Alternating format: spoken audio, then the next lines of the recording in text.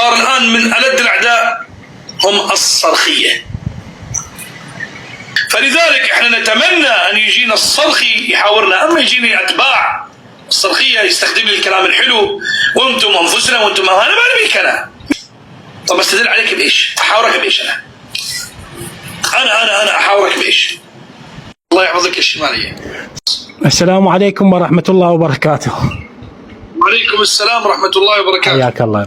دكتور عاصم، بما أنك تريد تحاور الصرخي، فالصرخي أرسل لك كتاب تحطيم صنمية البخاري، تقدر تحاوره بيه وترد عليه. تقدر تحاوره بيه وترد عليه. اسمك صرخي؟ أنت صرخي؟ نعم أنا صرخي، وكتاب تحطيم صنمية البخاري جاهز. هدي أنت سيد حسين الصرخي ولا واحد بس كذا من عوام الناس؟ اي بس لا، ليش تكتم شيخنا الكريم؟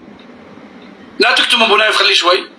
ابو نايف انا ما ابغى العوام، انا لو يجيني انا 100 صلخي عامي يجيني. طيب كتاب تحطيم صنمية البخاري وصل لك الان وهو بي دي اف. خليه ابو نايف شوي، خليه ابو نايف شوي. ابو نايف لا تكتم. كتاب تحطيم صنمية البخاري تأليف الأستاذ الصرخي الحسني، إلزامات ويسقط به أصولا ونسبة كتاب البخاري، يعني يسقط دينك وعقائدك وفقهك. يقدر يكون رجال ابن رجال يطلع قسط بقسط، أو أنا أتصل عليه تعطيني رقمه أمام الناس.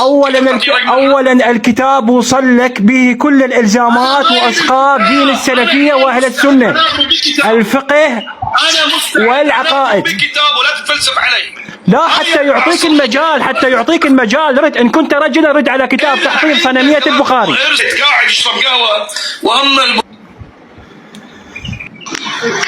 من بيديك